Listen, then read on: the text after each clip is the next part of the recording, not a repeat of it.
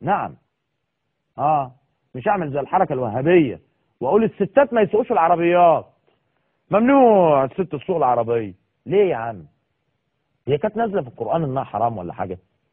ولا هو في حاجه غلط لما الست تسوق العربيه؟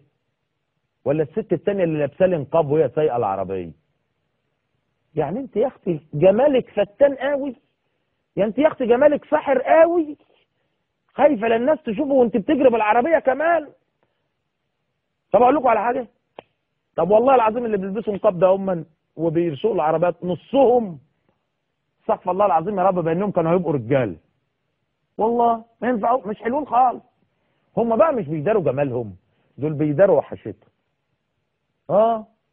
انا شاءت لي الظروف ان انا مره بالصدفه داخل مكان وبعدين واحده منقبه بيقولوا لها ارفعي النقاب وبتاع، فرفعت النقاب فانا شفتها قلت الحمد لله انها منقبه، الحمد لله حمدا لله. كانت هتخوف الناس في الشوارع، تطلع لعيل في الضلمه ولا حاجه يتخض.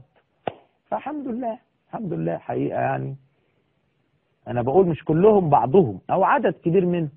قليل قوي المنقبه وجميله، قليله قوي. لما تلاقي يعني لو عندنا 10 منقبات نلاقي واحده فيهم جميله، وممكن يخاف عليها جوزها او ابوها من فتنه الناس، رغم ان هي القصه ما عادش كده دلوقتي. ما هم طالعين بالمايوهات اهو يا عم الحاج، وقاعدين عمالين بيعملوا لنا الكليبات ويجروا لنا على الشواطئ ويضربوا لنا في حمامات السباحه بالمايوهات ولا حد واخد باله. يعني جت على ده انت بقى اللي هتعملي الفتنه يا اختي من خلال مش عارف ايه. ما خلاص تلاقي واحده حلو والتسعه ولا ايه بقى، ولاد لذينه عندهم خبز جامد قوي، تقوم عامله لك ايه، حاطه لك مسكره بنت لذينه وضربه لك كحل جامد قوي، ولان عينيها هي اللي باينه بقى، تلاقيها رسمه عينيها رسمه، انت تقول يا سلام يا سلام على اللي ورا النقاب ده، زمان وجمال بيخر. وتيجي تشوفها بقى تقول الحمد لله انها منقبه، الحمد لله الحمد لله. شايفين؟ طب انت يا اختي منقبه رسمه لي عينيكي ليه؟ حاطه لي مسكره ليه؟ ما ترد عليه. حاطه لي مسكره في رموشك، وحاطه البتاع اللي بتحط تحت الرمش الاسود ده وعاملاه كده، وحاطه لي مروقه عينك ليه؟ تنصبي علينا ولا بتنصبي على الناس ولا بتنصبي على ربنا؟ لازمته ايه النقاب يا ماما؟ ما دام انت عامله لي كده ما ترد يا ست انت وهي. ولكن الحمد لله ان هم منقبين، كانوا هيخوفونا في الشارع. ما كفايه، مش كفايه يقول لك ده انا وهي بتداري ايه؟ زي ما بقول لحضراتكم كده، العشرة تطلع منها واحدة ممكن يكون لها حق انها تنقب سليم، رغم ان هو لو في الدين ولا علاقة له بالدين. ده زي. طب انت بقى لابسه العربية راكبه العربية ومنقبة ليه يا اختي؟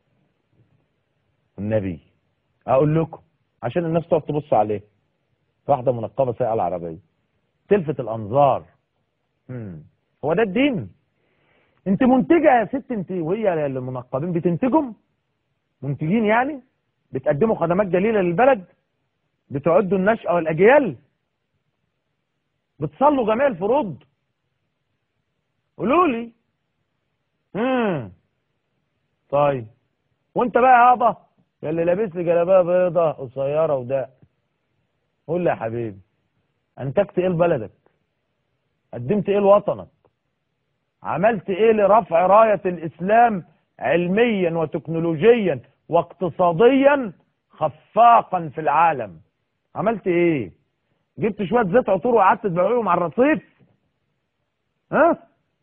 ولا جبت مشات وفلايات وقاعد فرش بهم على الرصيف وبتجربهم في القطورات؟ ما تقول لي. اصل اموال الدوله انها لحرام. ما تروح يا اخويا تصنع، تروح تشتغل نجار يصنع حاجه، ولا روح اشتغل ميكانيكي في ورشه، ولا روح اشتغل عامل في مصنع قطاع خاص. ولا لا كلا، ان الملابس التي تصنع في هذا المصنع ليست بزي الاسلام فالعمل فيها حرام. مش هو ده اللي بيحصل؟ هو ده اللي بيحصل ولا لا؟ يا اخويا انتج يا عم الحاج. ابني يا عم روحوا اشتغلوا في مصنع سجاجيد صالة، ادي احنا بنستوردها من الصين. اهو مثال بسيط اهو، روح اشتغل في مصنع سجاجيد صالة. لا ممكن يقول لك ايه، كلا ان النسيج الذي يدخل في صناعة سجادة الصلاة لا اعلم مصدره، فربما ان يكون زرع في اسرائيل فاكون قد فعلت فعلا حراما. اي كلام، اي تخريف، اي بيقول اي كلام عشان مش عايز يشتغل.